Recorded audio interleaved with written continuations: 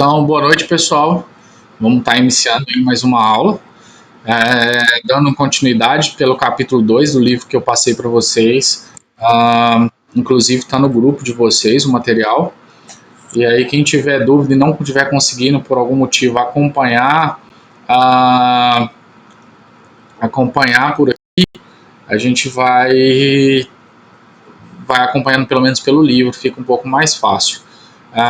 Sobre a questão da atividade que a gente vai estar fazendo, a gente vai discutir. Na hora que eu estiver encerrando a aula, a gente discute um pouquinho para ver as possibilidades, o que a gente consegue estar mexendo, às vezes até um aplicativo que vocês já estejam usando com outro professor para a gente fazer esse processo. O áudio está legal? Está muito alto? Está muito baixo? Porque aí, se estiver tranquilo, eu já vou dar continuidade aqui na aula.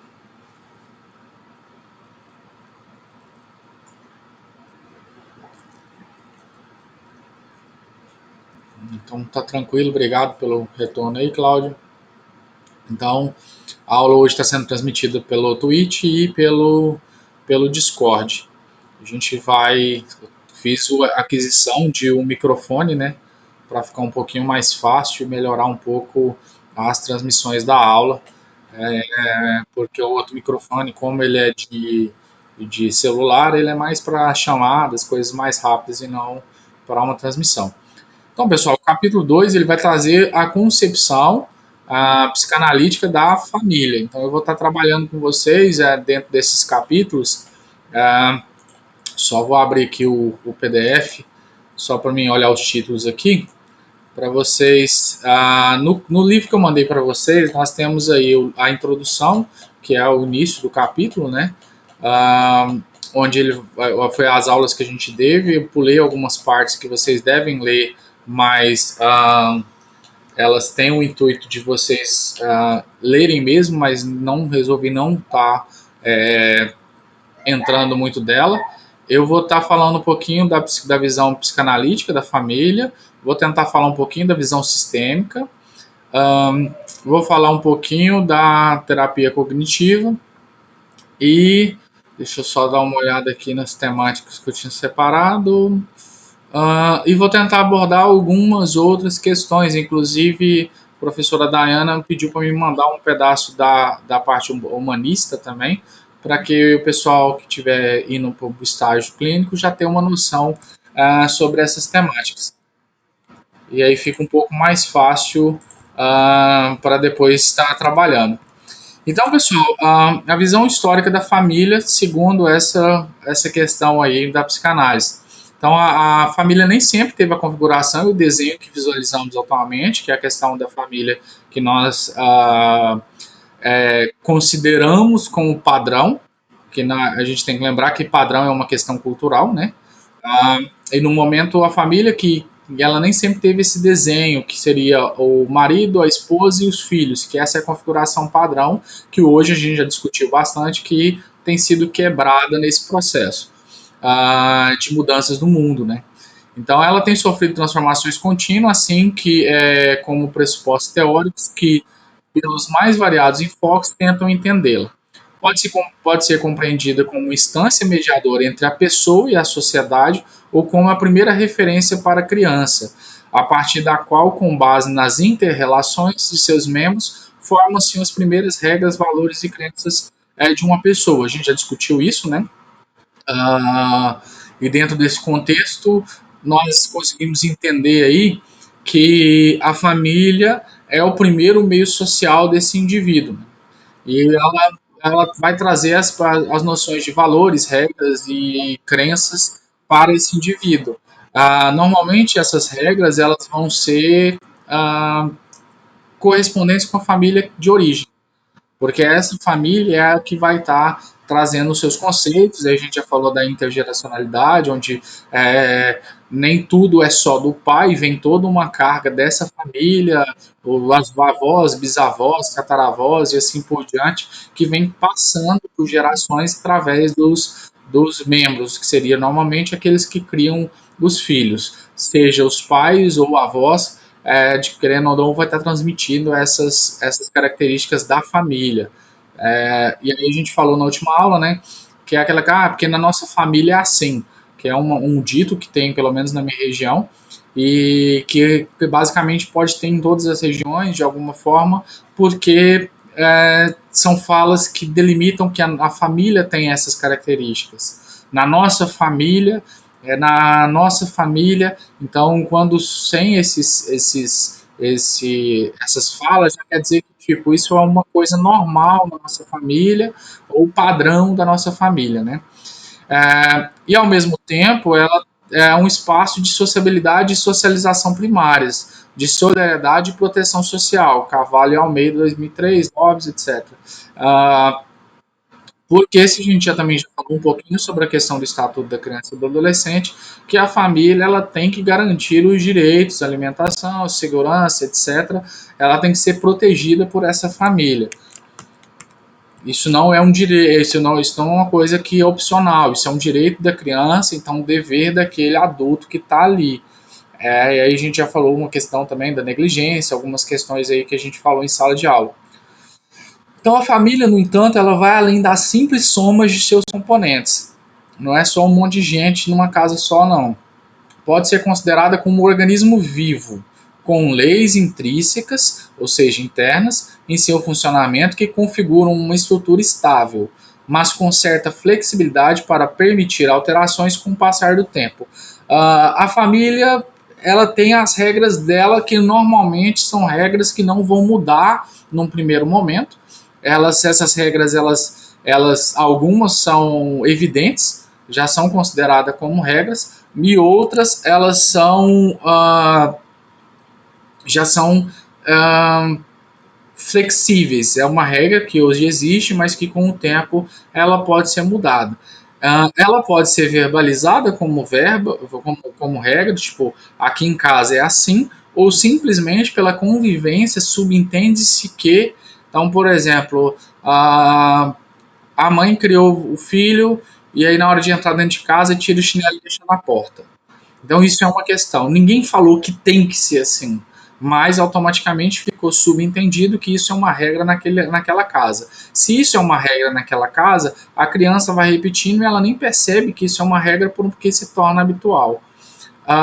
Então, essas regras, elas funcionam basicamente assim. A gente já falou na psicologia organizacional sobre a importância das relações interpessoais e na família também dessa forma.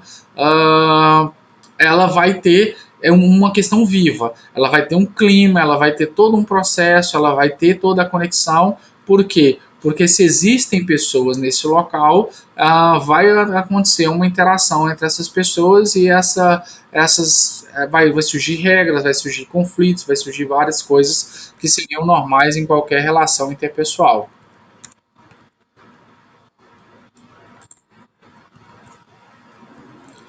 Então, a Andolf, em 84, acrescenta que a família pode ser vista como um sistema ativo, em permanente transformação, como um organismo complexo se modifica com o decorrer do tempo para garantir a continuidade e o crescimento psicossocial de seus componentes. Então a relação ela é mutável. O pai ele está mudando a relação desse filho e esse filho está mudando a relação com esses pais. É uma questão dualística. Eu sou modificado pelo meio e o meio me modifica. Essas relações elas são modificadas também. Então essa duplicidade possibilita o desenvolvimento da família, assim como a diferenciação de seus membros. A gente entender quem é quem na família e diferenciar um do outro. Esse membro da família ele gosta de tal coisa, esse aqui gosta de tal coisa, e assim por diante.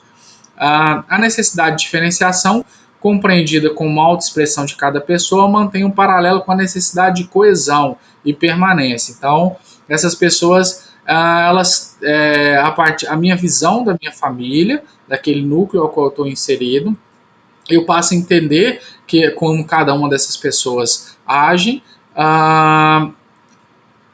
e também a forma de que, tipo assim, como elas agem no individual e também como elas agem no coletivo. E aí a gente tem uma questão de um padrão, vamos dizer assim, para aquela família, e normalmente aquela pessoa, ele é assim. A gente tem nos ditos populares da família, é porque fulano é assim. Sempre foi assim, desde que eu me entendo por gente. Então, são regrinhas que vão acontecendo e essa familiarização.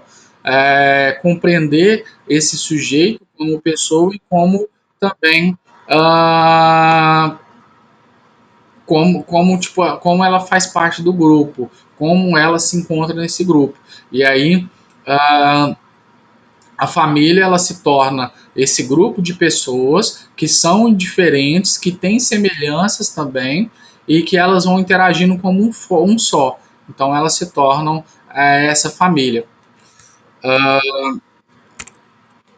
Então a família também ela pode ser considerada um dispositivo social capaz de influenciar as pessoas em seus relacionamentos, colocando-se como um dos pilares da vida psicológica dos indivíduos, além de influenciar de modo contundente os padrões de comportamento, o sentimento de pertencimento social e a saúde psíquica. Eu sou fruto desse meio, mesmo dentro de uma visão aí da psicanálise, a gente tem que entender que nossos aspectos eles são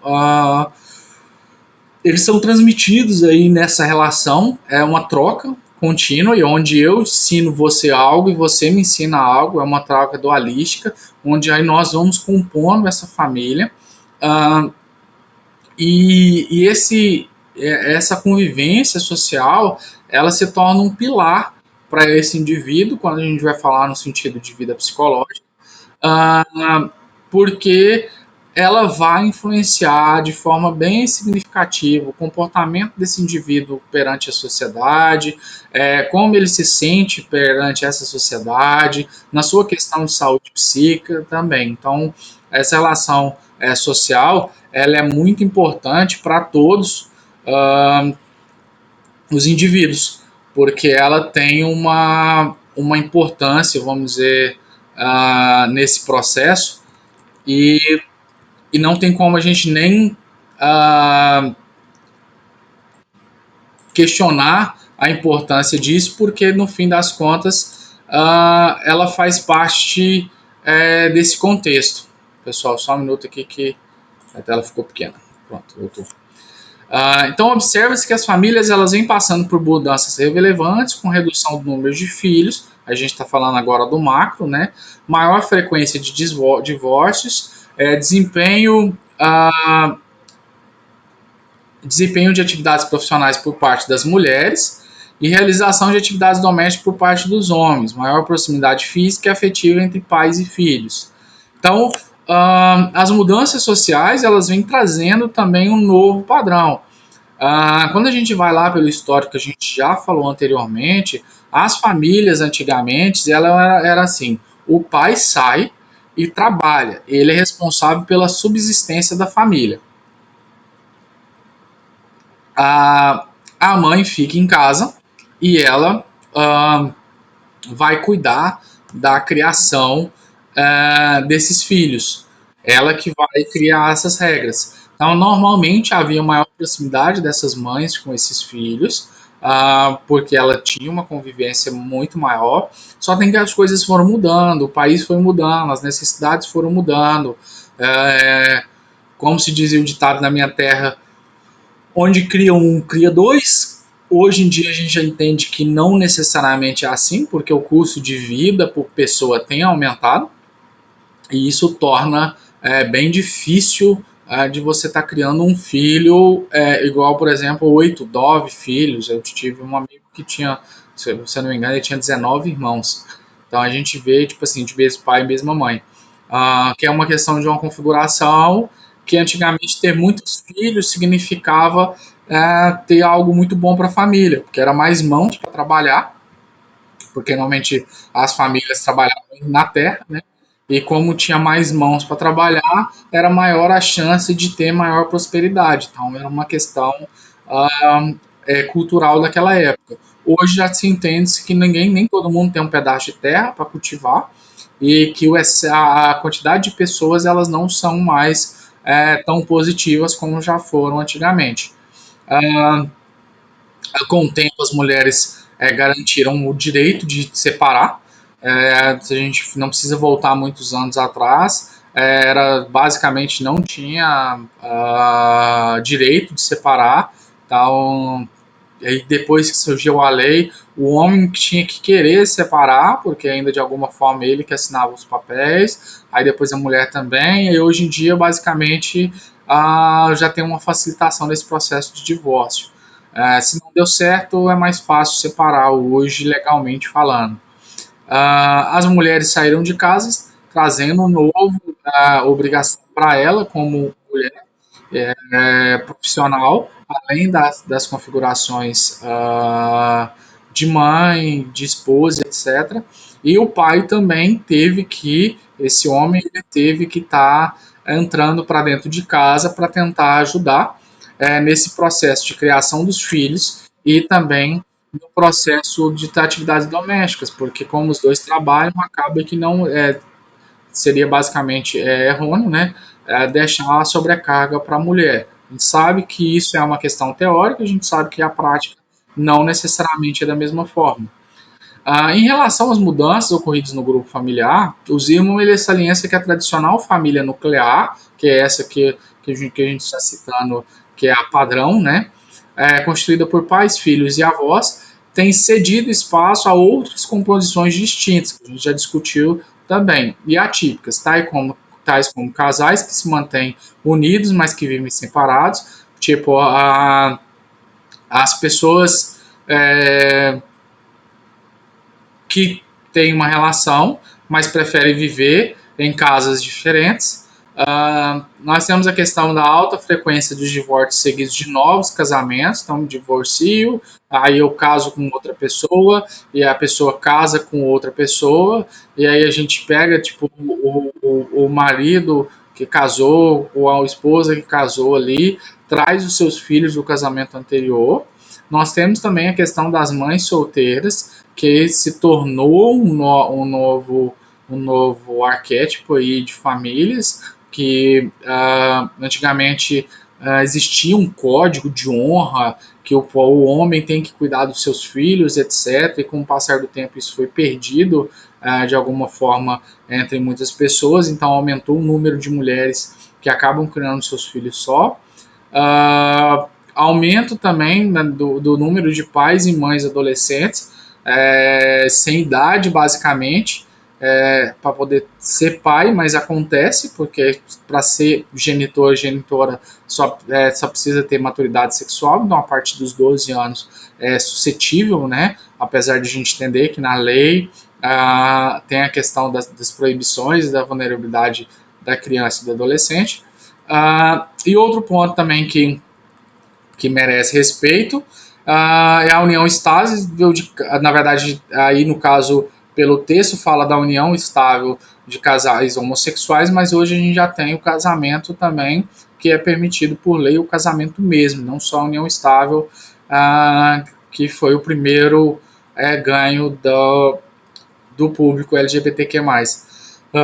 Inclusive compreende um grupo familiar com filhos adotivos, que também tem, ou, por exemplo, algumas configurações a qual eu já tive convivência, uh, ela, ela veio de um casamento hétero, é, e a companheira também veio de um relacionamento, ambas têm filhos vindo desse relacionamento, e elas decidiram se unir, se apaixonaram, etc., começaram a ter uma relação, então ambas trazem seus filhos desse relacionamento.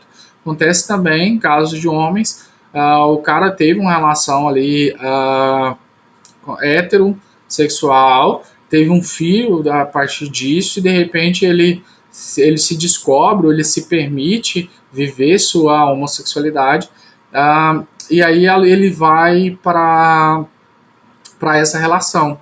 E aí, quando ele vai para essa relação, ele já traz os filhos do casamento anterior, esse outro rapaz também tem. Enfim, são algumas configurações novas que nós temos que entender, que vem surgindo, e que isso também mostra o quanto a família ela não é uma coisa nuclear. A gente, por mais que a gente tenha o padrão nuclear, a família é uma coisa bem mais profunda do que isso. Então, no contexto, só um minuto, pessoal.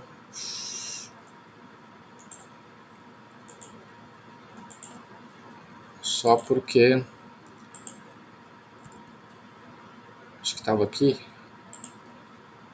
Tá, 3, só um minuto que eu perdi aqui, pessoal. Eu apertei um botão aqui. Tá aqui, isso aqui. Só porque eu vou chegar um pouco mais para cima, para ficar um pouco mais fácil a leitura. Porque tem um pedaço que na hora que eu amplio aqui, ele... Mas depois eu faço as alterações. Modo de leitura. Isso aí, inclusive, compondo. Tá. Então, no contexto da família, como destaca Martins e colaboradores de 2010, o conjunto de relações estabelecido entre pais e filhos é permeado por necessidades distintas, porém complementares, com o cuidado, a educação e a promoção do desenvolvimento da criança.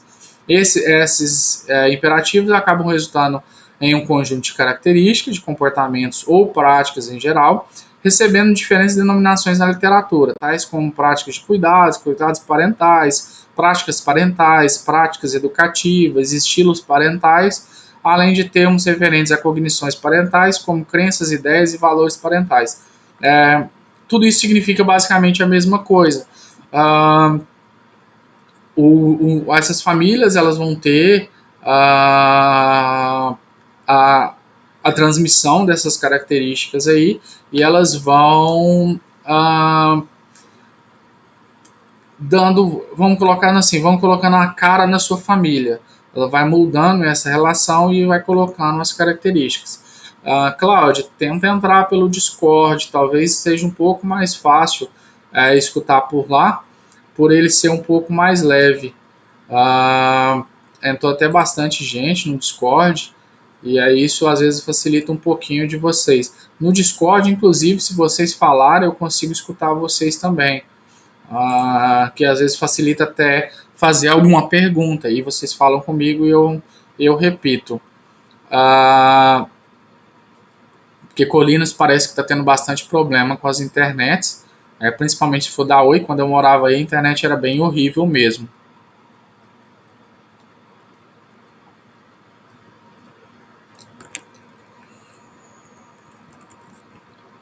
O Discord ele é um pouquinho mais leve, né, do que se você abrir os dois, ele vai pesar também nessa conexão. Então, às vezes, só escolher o mais leve seria o Discord.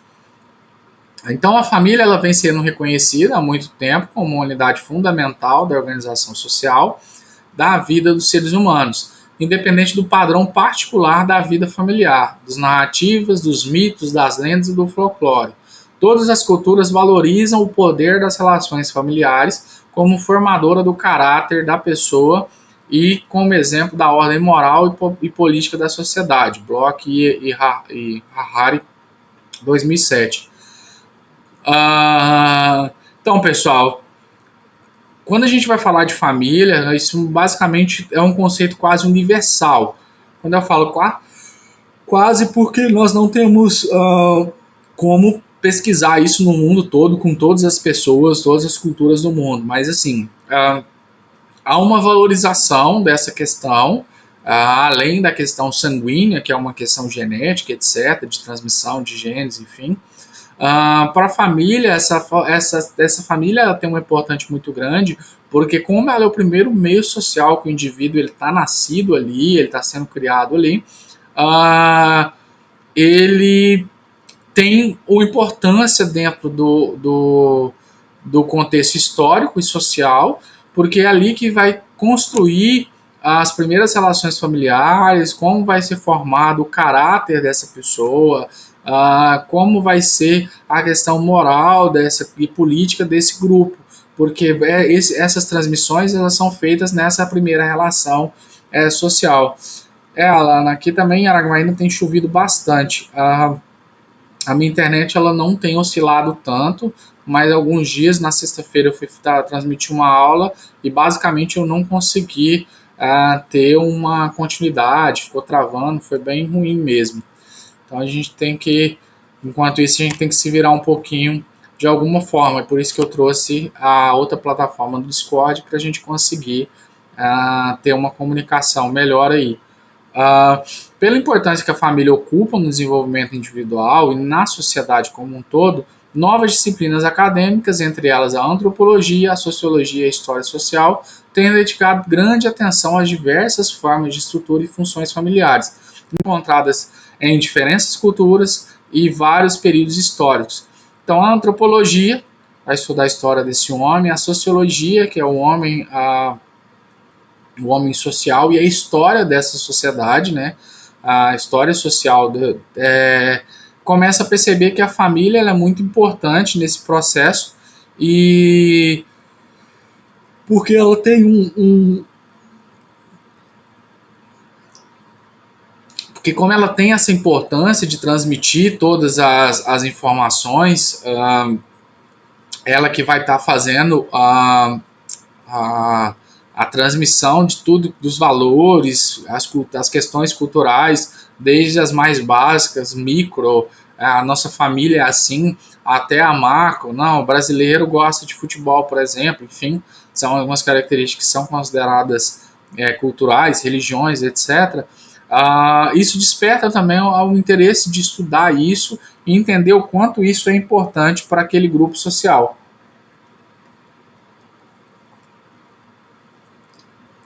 E aí, uh, essa família ela vai mudando de acordo com o tempo. E aí esses períodos as famílias elas vão tendo enfoques diferentes, elas vão ter importâncias diferentes aí na sociedade. Então, por outro lado, também influenciando pelo enfoque da medicina ocidental, no paciente individual, a psiquiatria demorou a formular outra visão da família, além de uma fonte determinante uh, no sentido geneticamente, né, de fonte de enfermidades genéticas transmitidas, porque a gente sabe que a saúde ela é transmitida geneticamente, tem coisas, na sua família tem esse histórico, então há uma porcentagem maior de você ter também, enfim. Com ênfase na investigação sobre a prevalência da doença mental entre familiares. Que quando a gente vai pesquisar também, às vezes a gente pergunta: você tem alguma pessoa que já teve algum tipo de patologia mental, uma psicopatologia aí no processo? Você sabe, você tem, etc. Enfim, e aí isso vai ser crucial aí nesse processo de relação familiar, porque isso vai ser uma característica que tem que ser lida, porque a gente já sabe algumas questões que algumas psicopatologias elas têm uma transmissão genética também, elas têm características biológicas e além das características mentais também. Em uma perspectiva sistêmica, Servan e Berthoud assinalam que a família pode ser concebida como uma rede complexa de interações e que a unidade familiar em si não pode ser reduzida à soma de seus integrantes, assim como os sentimentos e comportamentos manifestados nessa rede não podem ser entendidos individualmente. A família se torna uma unidade. E nessa unidade a gente não pode entender que explicar exatamente a família pela soma dos membros. Não, a família é a unidade. Então, não independente da quantidade de pessoas que ali estão naquela família, ela é uma coisa só. Então, não tem como entender, tipo assim, não, a família é o João, o Pedro e etc. Não, a família é a unidade. E do mesmo jeito que não tem como a gente entender o comportamento que são manifestados nesse grupo de forma individual, porque isso faz parte das características do grupo. E isso também é uma coisa que é muito importante ali da gente entender, que a família tem esse poder aí. Enfim, a família deve ser observada como um todo organizado. Um sistema cujos elementos são os indivíduos e as suas relações, constituindo as interações vividas ao longo da sua existência em família.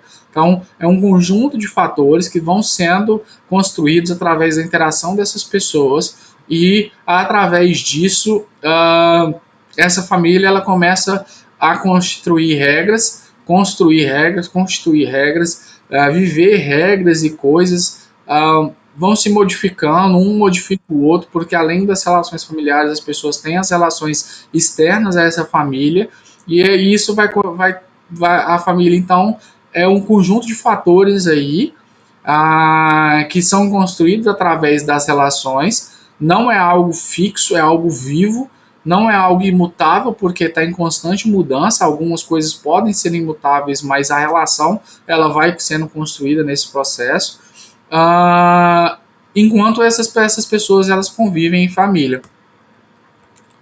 Enquanto elas estiverem convivendo na relação, ela vai ter essa característica. E pode-se pensar também, basicamente, pessoal, só antes de dar continuidade desse slide, vocês estão conseguindo entender?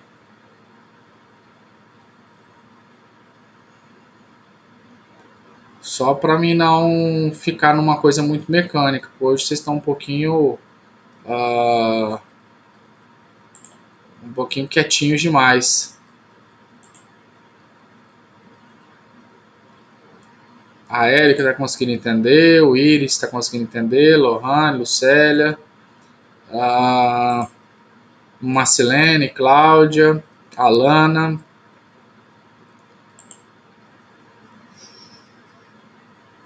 Sandrina.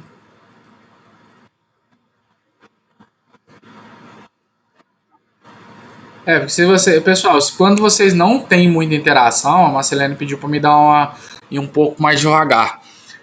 Quando vocês não têm muita interação, eu acabo acelerando. Então, assim, vocês podem comentar, vocês podem tirar suas dúvidas para a gente não ter ah, esse problema, porque senão depois se deixar aqui ligado, eu fico igual uma metralhadora de palavras. Eu vou explicando.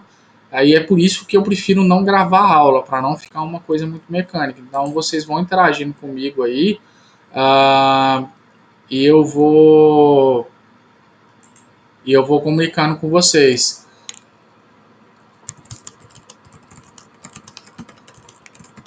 Pessoal aí que está no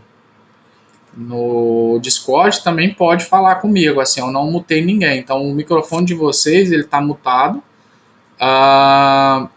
porque vocês mesmos têm o poder de vocês colocar aí se vocês querem falar ou não. Então vocês podem tirar o mute e falar comigo. Eu escuto por aqui também pelo Discord. E o pessoal do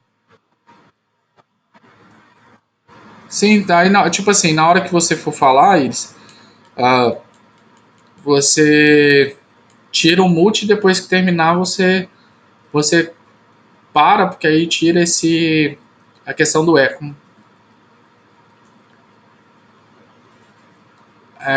Então eu vou tentar dar uma desacelerada aqui e aí fica um pouquinho mais tranquilo. E aí eu vou tentar diminuir a frequência aí. Então, assim, pessoal, vamos só fazer uma recapitulação aí de tudo que a gente falou até agora. Então, a gente vai entendendo a importância da família nesse construto familiar. É uma coisa, às vezes, um pouco repetitiva, mas isso é muito importante para a gente entender, independente da teoria. Essa família ela faz parte de uma construção desse indivíduo e ela vai ter uma importância muito grande e uma influência muito grande, seja positiva ou negativa, na vida desse indivíduo posteriormente. Então, assim, a gente pode se pensar basicamente em três componentes que permitem entender o funcionamento interno da família. Primeiro, a estrutura dessa família, o desenvolvimento dessa família e a adaptação dessa família. Então, são os três componentes para a gente tentar entender um pouco essa família, como é que ela funciona. A estrutura ela representa o conjunto de exigências funcionais que estabelece a interação entre seus membros e um padrão de relações que assume a função de organizar o seu comportamento. Então, uma questão estrutural, é a base dessa família, qual é a função desses membros da família, como cada função ela funciona, qual é a hierarquia dessa família, enfim, essa é a estrutura dessa família. O desenvolvimento ele já está relacionado às diferentes fases pelas quais a família ela vai passando durante a sua existência, o que requer inúmeras mudanças,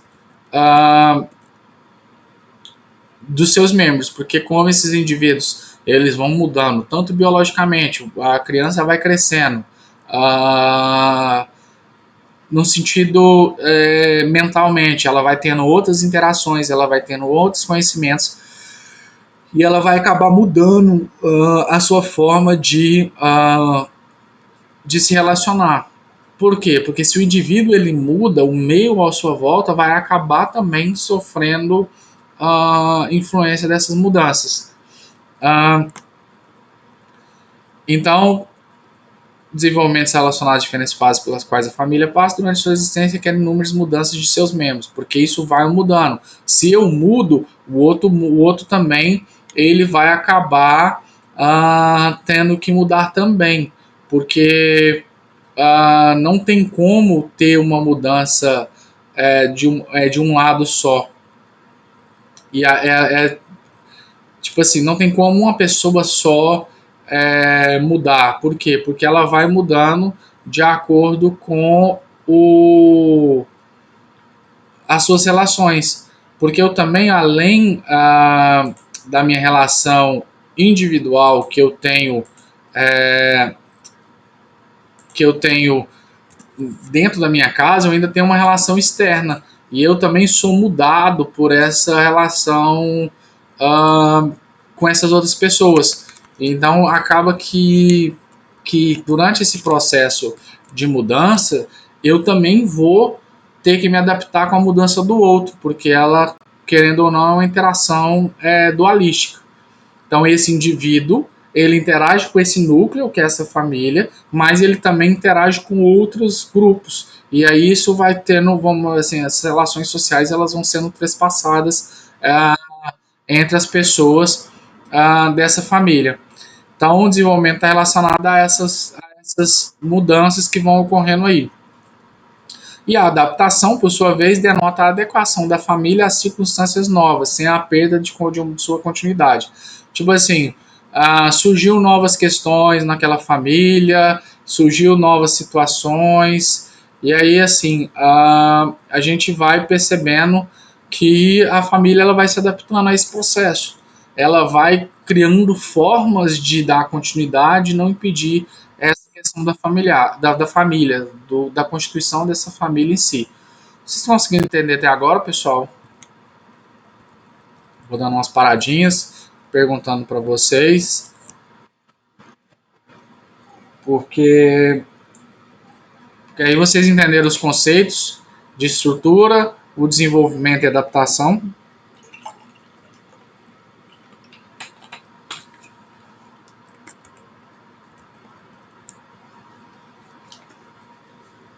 Só para saber se vocês entenderam aí.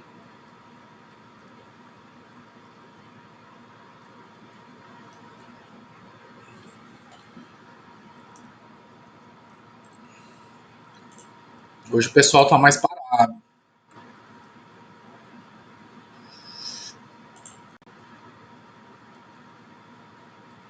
Sim, Jane, a tecnologia é uma dessas mudanças. Então, a família ela acaba que vai ter que se adaptar a essas mudanças. Até mesmo porque nessa questão da tecnologia, então, por exemplo, hoje eu conheci, teoricamente, através de um diálogo bem simples, o marido da Lohane, que ele fez uma piadinha, eu conversei com ele um pouquinho, porque eu nunca vi ele pessoalmente, ou se eu vi eu não me recordo.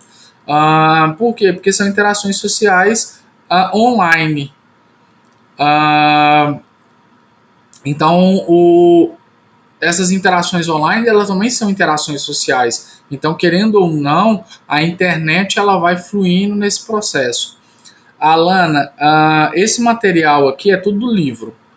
Eu só transformei em PDF para transmissão, para mim não ficar seguindo o livro, que acho que ficaria muito ruim de ter que ficar seguindo pelo PDF. Dá mais trabalho para mim, mas tá no livro lá para vocês lerem depois. Então, assim, a tecnologia, Jane, ela vai funcionar de uma forma a influenciar as relações sociais. Até mesmo porque, por exemplo, assim, sempre foi normal mentir para os filhos. ou criar mitos internos por medo. Isso foi formas, por exemplo, de também burlar. O que eu não sei, eu explico de qualquer jeito e tá bom. Aí hoje não, as crianças elas têm acesso à internet, muitas vezes elas, antes de falar com os pais, às vezes ela já pesquisou na internet. E isso também é uma coisa nova que vai acabar influenciando ah, nessa relação familiar. Então, isso, no fim das contas, ele vai ter uma influência muito grande nessa relação. Por quê? Porque essas pessoas, elas estão tendo ah, informações externas e isso vai influenciar na questão da família. Aí a Marcelene comentou aqui, igual a história da cegonha, exatamente. Por quê? Porque eu não quero explicar sobre sexo. E aí o meu filho pergunta para mim, pai, da onde eu vim? E aí, antigamente, isso é uma resposta muito simples: cegonha. Você veio da cegonha. Entendeu? E hoje não dá para falar que veio, porque o menino vai pesquisar de onde vem os bebês e vai ter lá no meio que tem, tá explicando. E se os pais não explicarem da forma mais correta, esse filho ele pode ter acesso a várias coisas que talvez sejam até cedo demais para a própria idade. Porque vai colocar lá, vamos colocar num sentido de definição. Da onde vêm as crianças? Elas vêm através do sexo. E o que é sexo? Aí ele vai digitar lá, o que é sexo? E se ele continuar pesquisando, ele vai se aprofundar em vários assuntos que às vezes não é nem da idade dele, às vezes não é coerente. Então, por isso também a importância dessas famílias acompanhar esse processo de interação dessas famílias. E você está acompanhando a vida do seu filho online? O que ele está acessando? Pode falar.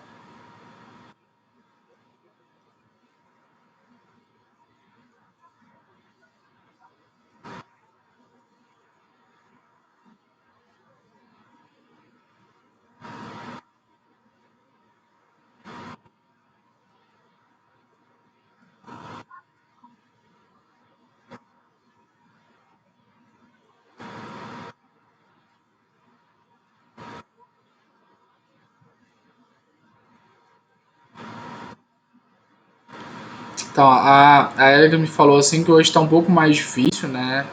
Nessas questões aí, que antigamente era a mãe falou, a água parou. Hoje em dia é um pouco mais difícil ter isso porque as crianças estão questionando questionadores.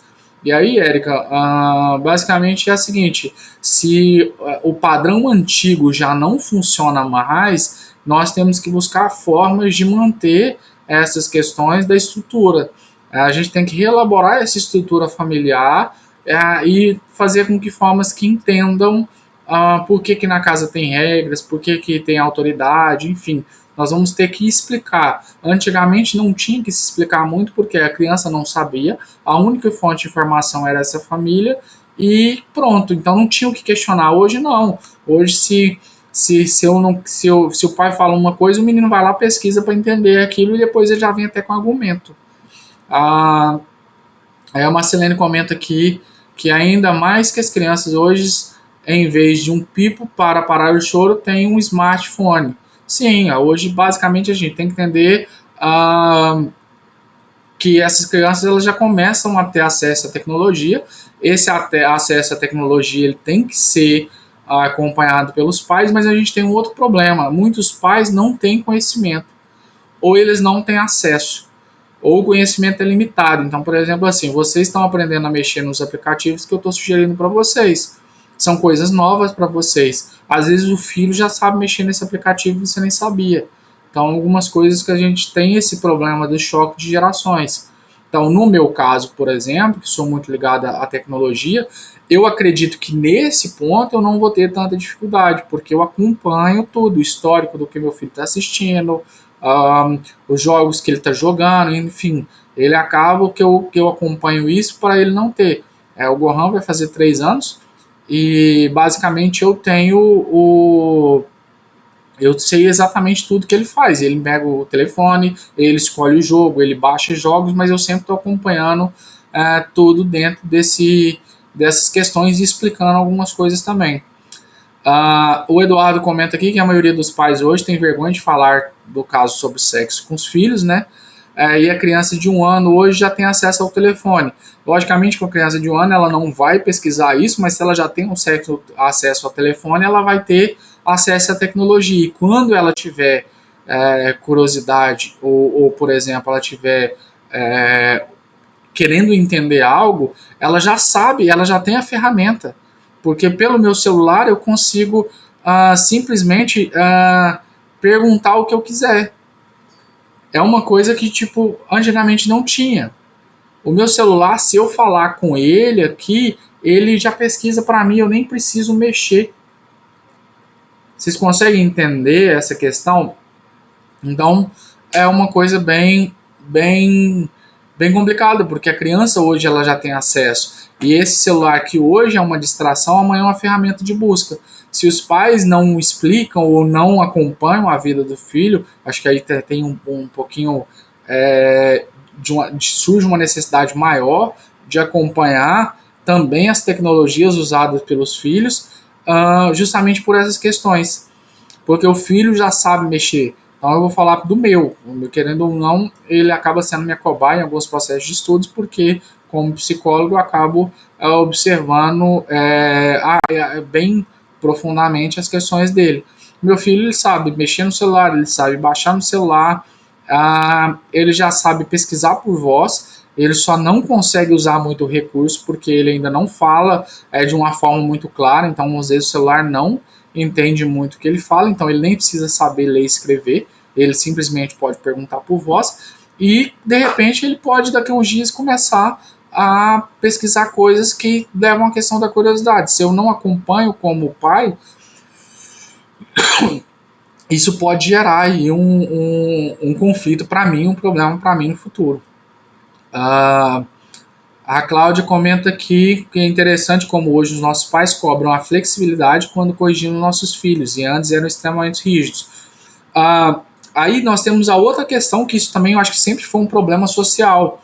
Ah, os avós hoje eles interferem mais na criação dos filhos, porque querendo ou não, eles também estão mudando mais. Antigamente as pessoas mais velhas tinham dificuldade de mudar e hoje elas acabam mudando, e nesse processo de mudando ela acaba interferindo também mais na vida dos filhos, e que isso, se não for bem mediado e bem dialogado, isso pode ser prejudicial aí para essa criação desses filhos. Ah, a Marcelene comenta aqui que está apanhando um pouquinho com o aplicativo, então, porque é aquela questão da familiaridade com a tecnologia, e às vezes eu conheço crianças de 4 anos que já usam o Twitch para assistir coisas e para transmitir lives. Inclusive, já joguei jogos, esse dia eu estava jogando um jogo online e um menino lá entrou na live e ele era uma criança, deve ter uns 6 anos. E ele estava jogando comigo e ele falando no áudio, e ele escutando a mãe dele brigar com ele por algum motivo, então a gente percebe que eles já estão mais ligados. O Eduardo comenta aqui que a criação dos filhos hoje está muito complicado. Parece que os pais estão perdendo o controle sobre a própria família. Sim, porque ele acaba delegando obrigações dele também para o celular, que é a babá virtual. Enquanto meu filho está no celular, eu não preciso preocupar com ele. Eu coloco ele no celular e eu esqueço, enfim. E aí ele acaba deixando de delegar, e aí ele acaba não tendo vontade. E aí uma questão seguinte, assim, não é ser autocrático, de manda, etc., mas existe uma regra hierárquica. Eu, como pai, é eu que tenho que mandar nesse filho, não porque eu sou uma autoridade em si, mas como eu detenho mais conhecimento do que esse filho, eu tenho que orientar ele. Essa é a função de pai também. Sim,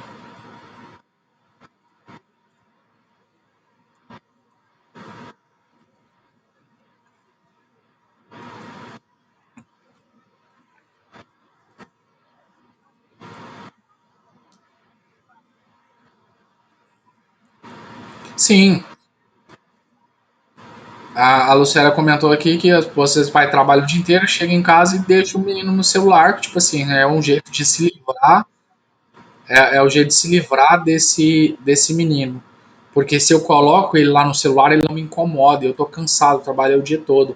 E aí eu acabo delegando a minha obrigação e no futuro eu vou acabar colhendo um problema.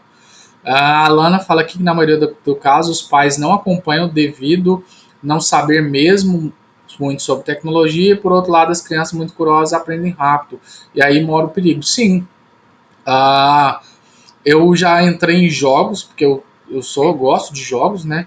Eu entrei um jogo de Harry Potter que é muito interessante, tem umas interações muito legais, etc. Mas ele tinha tipo uma ferramenta que é usada em Facebook, em outros tipos de aplicativos sociais, que mostra tipo assim quem que está próximo.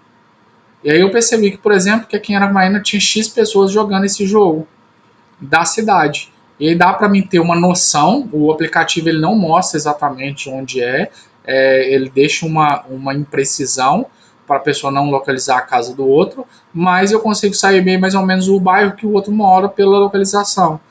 Ele propositalmente ele deixa uma localização imprecisa, mas eu sei mais ou menos que o fulano mora no bairro X e o Betano no bairro Y. E aí eu posso conhecer várias pessoas nesse processo. Ah, o Eduardo concordou com a Lana aqui, que a questão que coloca no YouTube chama a atenção da criança e na maioria das vezes acaba assistindo coisas inadequadas. Se não houver, porque assim, no aplicativo hoje nós temos o YouTube Kids, que basicamente ele filtra bastante coisas, mas a criança, ela, no computador, por exemplo, ela mexe no YouTube. E aí nesse YouTube, se você não colocar a restrição de pais, ele vai ter acesso a um monte de coisa. A Cláudia comenta aqui que ela pede ajuda do filho para usar a tecnologia, e o que é uma coisa que se o filho está me ensinando, então predispõe, que quer dizer que ele saiba mais. Se ele sabe mais, às vezes ele pode burlar alguma coisa ou esconder algo de mim. E aí a Marcelene fala aqui que a questão é que hoje em dia os pais estão cada vez mais consumistas, capitalistas, daí o pouco tempo que tem para ficar com os filhos deixam eles com os eletrônicos. Sim, existe também uma necessidade hoje, é uma questão do ditado antigo, é o desejo de uh, mudar a vida, eu não queria uma vida, uma ambição de crescer, etc. Às vezes isso tem a perder. Hoje, por exemplo, eu diminuí muito a minha quantidade de aulas, justamente para eu poder ter ficar com meu filho. Isso me traz um prejuízo financeiro muito grande, mas ao mesmo tempo me dá um ganho familiar. E algumas famílias elas se abdicam dos filhos para poder viver essa questão do financeiro. E a Alana comenta aqui, sim, professor, até pelo fato como vou deixar meu filho fazer uso de algo que eu, como pai, não tenho nem noção. É aquela questão, é bom para mim? Então, beleza, não importa se eu sei mexer ou não. A Jane fala aqui que ela fica receosa com a precocidade da apresentação de mídias sociais para as crianças e até bebês. Tem estudos sobre os malefícios das interações, até essas luminosidades da tela no celular. Então, existem aí, Jane, estudos prós e estudo contra a questão do uso da tecnologia. Eu vou falar basicamente a minha concepção como alguém que trabalha com tecnologia, ao mesmo tempo como psicólogo. Eu acredito que tudo é bom e tudo é ruim dependendo da intensidade. Tempo que passa, você está tendo supervisão. Então, por exemplo, se eu entrar no YouTube agora, a conta logada no YouTube do meu celular e, por exemplo, assim, do tablet do meu filho, normalmente é minha conta. Então, eu sei o que meu filho está assistindo. Então, eu tiro um tempinho, às vezes, para olhar no histórico o que ele assistiu. Às vezes, denunciar alguma questões que eu acho que não é legal. Então, enfim, bloquear, restringir. Eu não quero mais ver sobre aquele tipo de assunto, justamente por causa disso. Ah, a tecnologia ela pode ser benéfica, porque ela pode estimular. Então, às vezes, por exemplo, meu filho já sabe muitas coisas que não fui eu em si que só estimulei, e nem a mãe dele. Foi, às vezes, a questão de coisas educativas que ele assistia. E aí, basicamente, ele acaba aprendendo nesse processo. Então, se for usado de forma moderada, de forma acompanhada, onde o pai está acompanhando esse funcionamento, eu acredito que seja, e também com o tempo, não é o dia todo. Tem a hora o meu filho, por exemplo, trazendo isso para a explicação, ele tem a hora dele jogar, tem a hora dele assistir, tem a hora dele brincar. Então, assim, tem tudo tem hora. Às vezes, quando eu tiro o celular dele, ele briga, o que é normal. Do mesmo jeito que, às vezes, quando ele quer brincar de alguma coisa que eu não quero, ele vai brigar, que é normal também. A gente tem que fazer uma tentativa de equilibrar essas questões. A Sandrina fala, eu também estou nessa de precisar dos meus filhos para me ajudar com tecnologia. E aí isso também aproxima muito. E é uma questão também vantagem. Essa troca de ideias com o filho também, tudo pode ser usado para uma melhor interação entre pais e filhos. Entende? Eu, particularmente, no futuro, eu pretendo, de repente, meu filho está no computador dele, a gente está jogando um jogo que eu jogo, para a gente ter uma interação. Ao mesmo tempo, a gente tem uma interação familiar, a gente tem uma interação em outros meios. Isso pode me aproximar. Assim como o João leva o seu filho para pescar, assim como o Pedro leva o seu filho para o futebol, eu quero também ter uma interação. E isso também pode ser uma ferramenta para essa interação. O Iris levando o filho dele para vaquejada. Então, são coisas que a gente tem que entender. Tudo pode ser usado para o bem e pelo mal. Se a gente for pelos aspectos históricos aí, o cara que inventou a pólvora foi um gênio e foi muito bom, porque ele facilitou muito a colocar fogo nos fogões na época de lenha, acender fogueiras, enfim. Aí eu veio um cara lá e inventou, falou, se ela tem força de explosão, ela consegue lançar um projeto. Pronto, inventou as primeiras armas de fogo, a primeira bomba. Então, assim, querendo ou não, tudo tem os dois lados. Aí depende de como você vai utilizar. E quando a gente trata de criança, você tem que entender que um adulto ele tem que supervisionar esse processo. Porque se uma criança comete um erro, o adulto ele é corresponsável. Com quem que seu filho está conversando? Ele colocou um fone de ouvido lá, eu estou vendo ele jogar, com quem que ele está conversando? Quem é esse amiguinho dele? Você conhece? Se adultos são enganados pelo meio virtual, uma criança será que não é? Tem um filme muito antigo, depois eu vou tentar pesquisar o nome desse filme, onde o cara trabalha de guarda-costa de uma filha de um presidente, o filho de um presidente, alguma coisa assim. E nesse processo, esse menino ele tem um amigo virtual. Esse amigo convence ele a burlar todo mundo para fugir lá da Casa Branca. E aí acontece o contexto do filme. Para vocês verem, tipo, isso há muito tempo atrás. Hoje em dia é muito mais fácil. Hoje não é no computador. Hoje, se eu pego o meu celular aqui, eu posso abrir um aplicativo e ver o que está acontecendo. Eu posso conversar com várias pessoas ao mesmo tempo. Então, eu abri meu celular aqui, eu tenho 15 mensagens no WhatsApp, eu tenho 10 mensagens no Messenger, tenho informações no meu Facebook, é muita coisa. E aí, se você não acompanha, aqui, um segundo que eu deixo, tem muita coisa. E outra coisa, as conversas podem ser apagadas. Aí eu conversei com você, você pode apagar a minha conversa com você, e vice-versa. Então, e se os filhos também eles sabem fazer isso. Uma criança sabe, eu já dei aula de informática muitos anos atrás para um menino de 9 anos. 9 8 anos, ele sabia desbloquear o Android, ele sabia dar o boot nele, fazer o desbloqueio do Android. Nesse desbloqueio, você consegue baixar todos os jogos que tiver na Play Store, mesmo sendo pago, você consegue baixar de graça. Você só não vai conseguir, às vezes, ter acesso a certos conteúdos online, porque o jogo não vai reconhecer. Ele tinha 8 9 anos e ele me explicou como fazia. E será que o pai dele acompanhou esse processo? Hoje está um menino adulto, tem uma vida tranquila, etc., que eu acabei acompanhando, mas será que o pai sabe de tudo? Então a gente tem que entender a questão da moderação aí desse processo tecnológico. Ele é positivo? Sim, mas a gente tem que entender que a família ela não circunda só nisso. Então, dando continuidade para a questão da matéria, né? Martin, colaboradores afirmam que a diversidade de conceitos utilizados parece fornecer indícios da coexistência de diferentes concepções sobre a parentalidade humana em diversos momentos do ciclo vital. Observam-se pelo menos duas grandes dimensões: o que os fazem, né, comportamento ou práticas, e o que os pais pensam, cognições durante a criação do filho.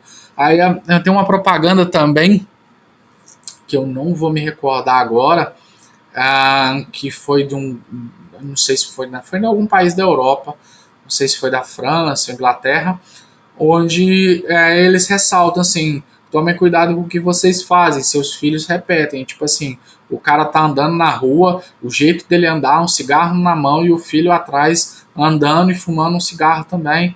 A mãe, do jeito que ela coloca a bolsa, a filha acompanhando, enfim.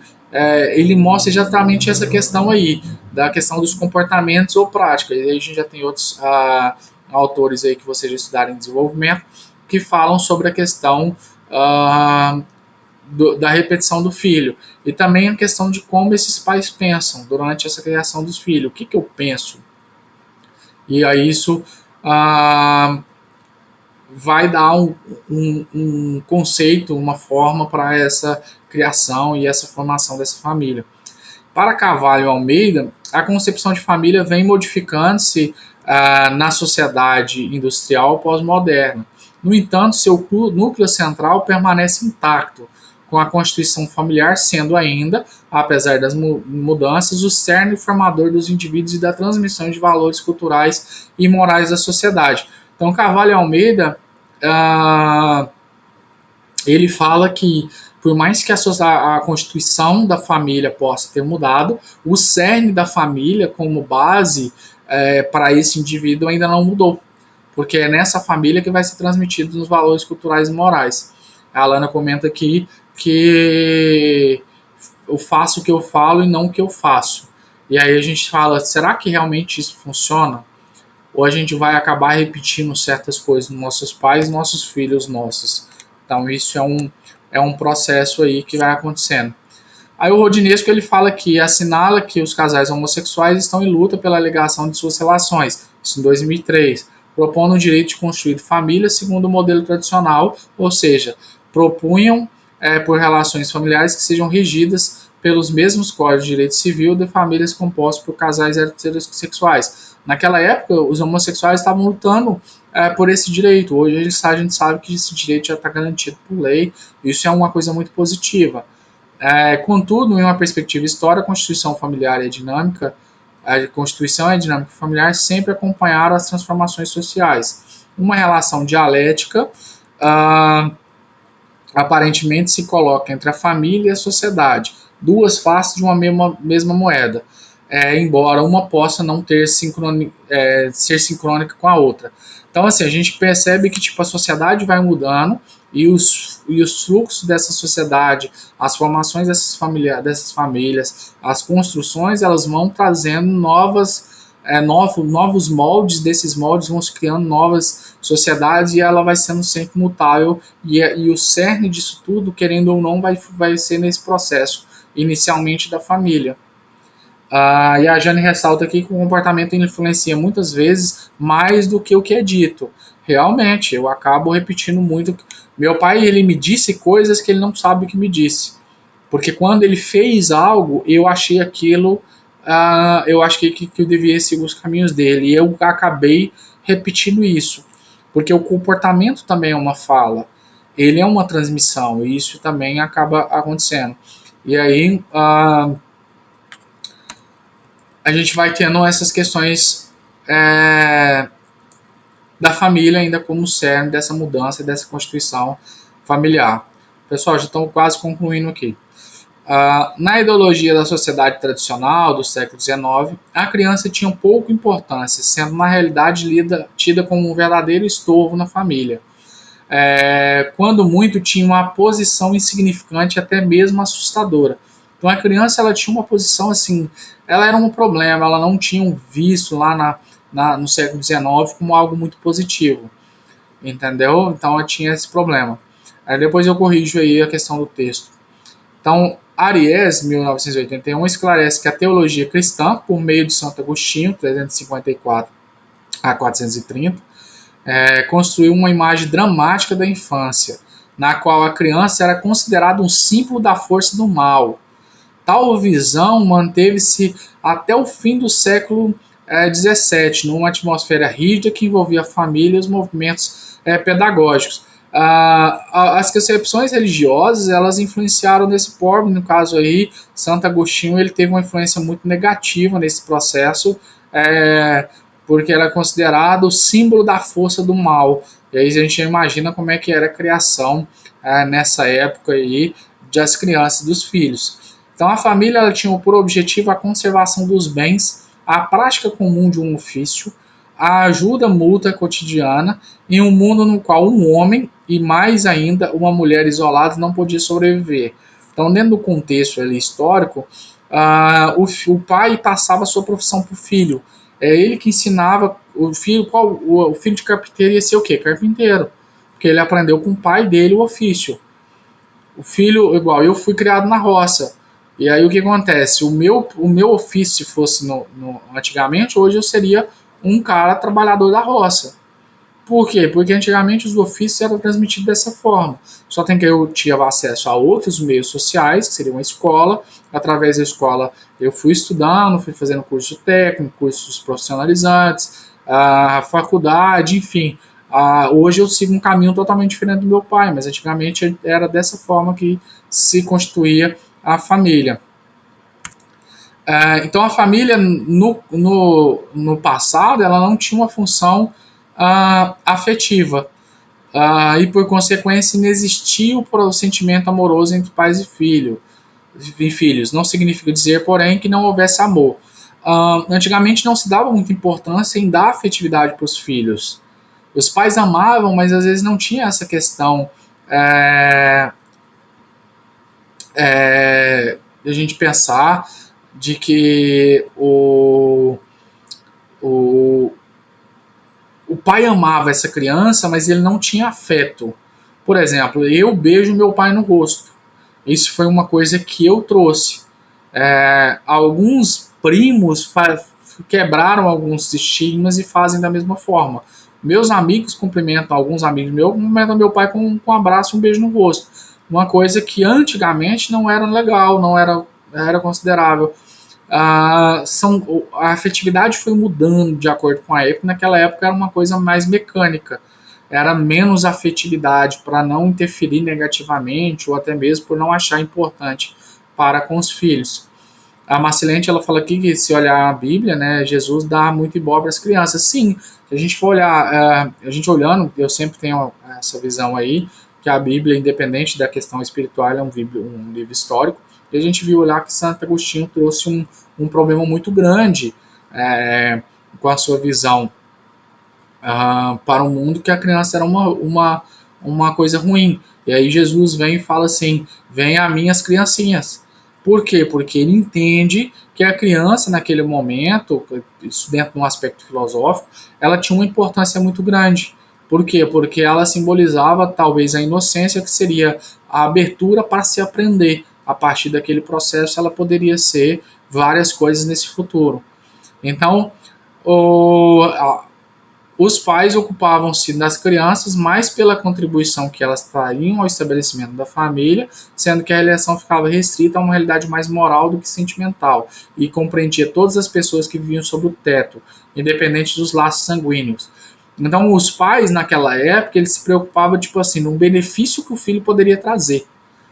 Na continuidade da família, na continuidade do nome, na constituição, na melhoria dos bens, enfim, a criança ela tinha mais um aspecto mecânico do que um aspecto sentimental e cultural, enfim. Ficou claro até aqui? Tá vendo, pessoal? Com a interação fica um pouquinho menos mecânico e um pouquinho mais fácil a gente ter noção dessa matéria. Sim, Marcelene, e aí justamente a gente vê que até dentro da própria Bíblia, de qualquer, quando eu falo da Bíblia, gente, quando eu falar em sala de aula, eu não discordo e não tiro a importância ou a significância, no caso, do aspecto espiritual, mas quando a gente vai falar de aspecto histórico e entender que a sociedade, principalmente a ocidental, ela é totalmente influenciada pelos princípios cristãos, a gente tem que entender o seguinte, que essas falas, elas mudam a cultura. Então, vamos dizer assim, se a gente for olhar, por exemplo, os judeus, dentro desse aspecto, os judeus, eles seguem o Torá, que é o Velho Testamento em hebraico, e aí o que acontece? Eles têm uma criação um pouco mais rígida e algumas regras, e quando eu falo judeu ortodoxo, ele tem uma regra um pouco mais firme, uma forma de criar os seus filhos um pouco mais rígido. E aí, por exemplo, eu tive um amigo durante o ensino médio que era judeu crente. Ele era judeu, seguia o Torá, só tem que eles acreditavam que Jesus veio na Terra como Salvador. Então a criação deles já para o judeu ortodoxo já tem uma mudança, entende? Então pessoas que seguem, independente do livro que seja, ela vai acabar tendo uma base cultural a partir daquele livro que segue, seja religioso ou não. E aí isso vai trespassando aí durante o tempo.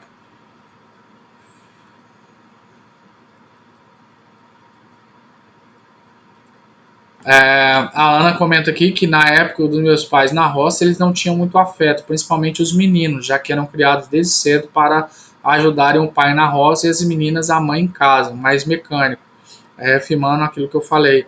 O Eduardo também concorda aqui, que ele falou que a mãe dele comenta da mesma forma, que na época dos avós era desse jeito. Por quê? Porque a visão era, tipo, a gente tem que ter filho para poder sustentar a casa. E aí a gente dá continuidade à família, uma coisa mais mecânica.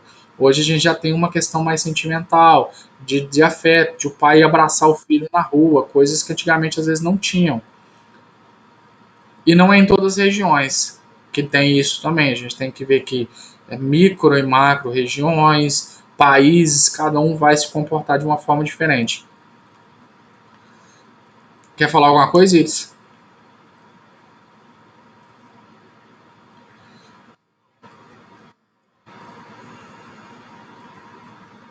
Pode falar.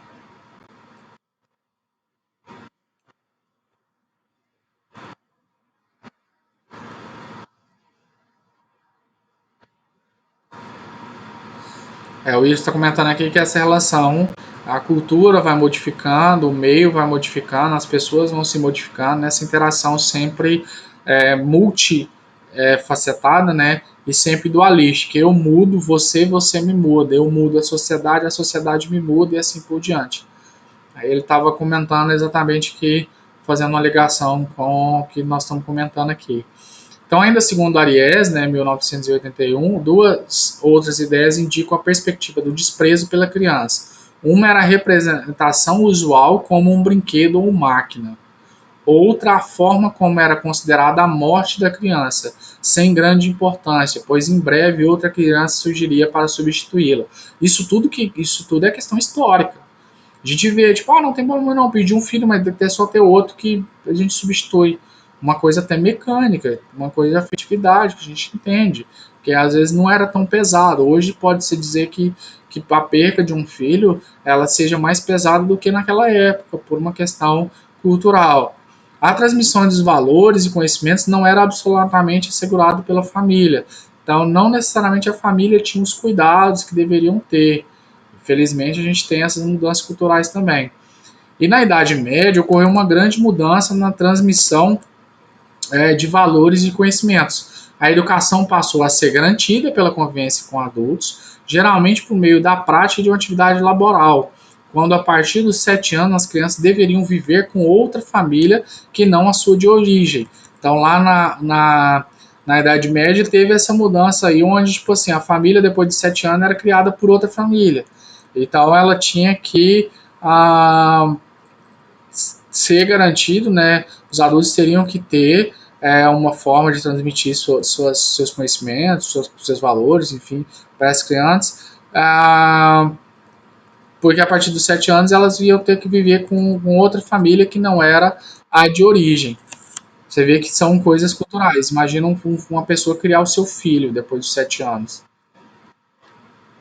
Ah, e aí a IES também esclarece que foi aproximadamente entre o final da Idade Média e o início da Idade Moderna que instituiu um novo modo de se viver em sociedade, marcado pelo controle rígido dos impulsos, pela subjugação das emoções e pela elevada consciência do pudor.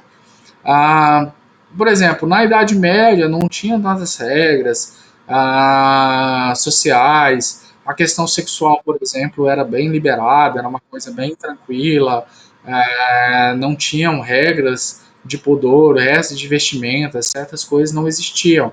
Aí depois desse processo aí do final da Idade Média, início da Idade Moderna, passou-se todo mundo tinha que controlar o impulso.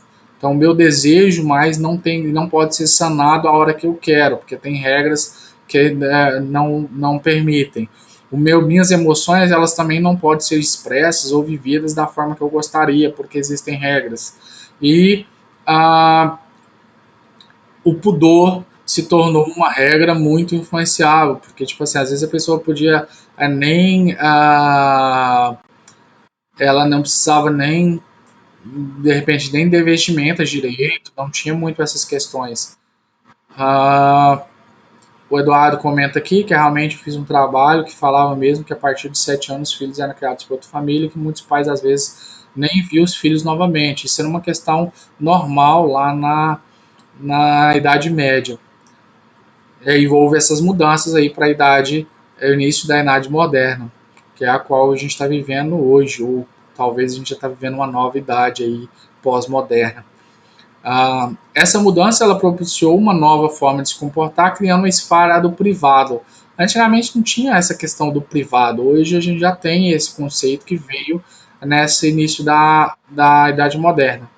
A família ela deixou de ser apenas uma mera unidade econômica, ela parou de ser um mecanismo de criar economia, de criar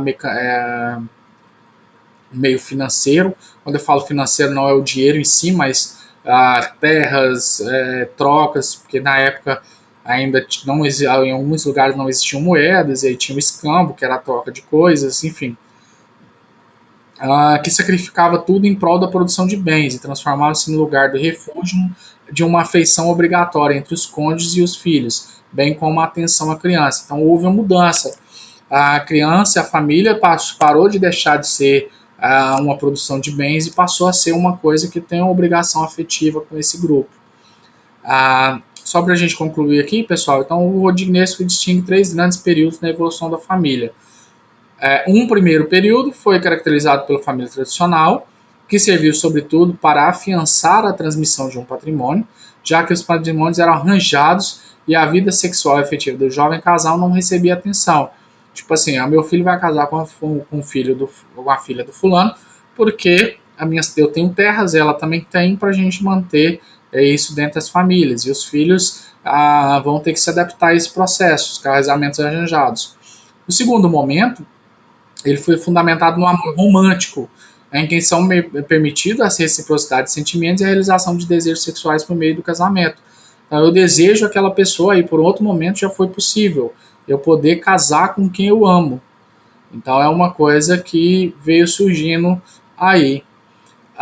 E por último, a partir dos anos 60, impõe-se a família contemporânea que vai unir ao longo de uma duração relativa duas pessoas em busca de relações íntimas, com a transmissão da autoridade cada vez mais problemática, principalmente pelo aumento de divórcios, separações e nova vizinhança. Então, por Rodinesco, são os 3 grandes períodos aí nesse processo.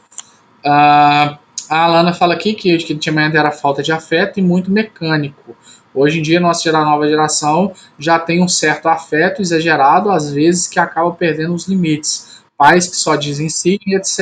A gente teve questões mal elaboradas, vidas, enfim, várias questões que vão influenciar nesse processo aí. Realmente, as pessoas começaram a dar muita asa para os próprios desejos, as próprias vontades, ou de fazer a vontade do outro, enfim. Começa a se abdicar muitas coisas a que são as questões dos frutos dessa nossa sociedade moderna aí. A Jane comenta aqui que há países que ainda hoje as crianças são forçadas a se casarem, sim. Ainda existe muito isso. Isso aí foi quebrado na nossa sociedade, de certa forma, não vou dizer como um todo, porque a gente não sabe como estão todos os cantos do nosso país aí, mas hoje nós temos garantias de leis, nós temos algumas questões que permitem, ou por exemplo, a questão do casamento.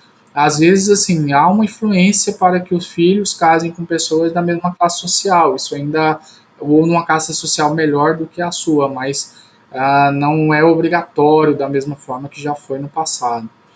Ah, a Sandrina fala aqui que, concordando com a questão da Alana, né, hoje se confunde afeto com permissibilidade. A gente também tem uma dificuldade de entendimento, tem as carências individuais, enfim, nós temos vários aspectos aí que vão então influenciar nesse processo aí da, da vida afetiva, da vida da construção do eu, da forma, porque às vezes assim, nós temos essas questões, nós temos famílias que não sabem dar afeto direito, nós temos famílias que têm dificuldade de diálogo, enfim, nós temos várias questões familiares aí. E aí, às vezes, tem a tentativa de compensar, porque eu trabalho muito, é só eu dar tudo para meu filho que vai estar tudo certo. Então, nós temos vários problemas, assim como tivemos na Idade Média, que tivemos antes e depois desses processos todos que a gente estudou hoje. Ah, mas que hoje surge se a sociedade muda, surge novas coisas positivas, mas ao mesmo tempo também surgem novas necessidades e dificuldades. Entenderam até aqui, pessoal?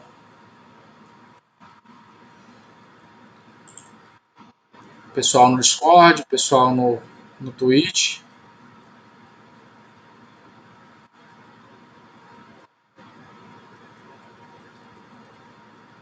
Ficou claro até aqui?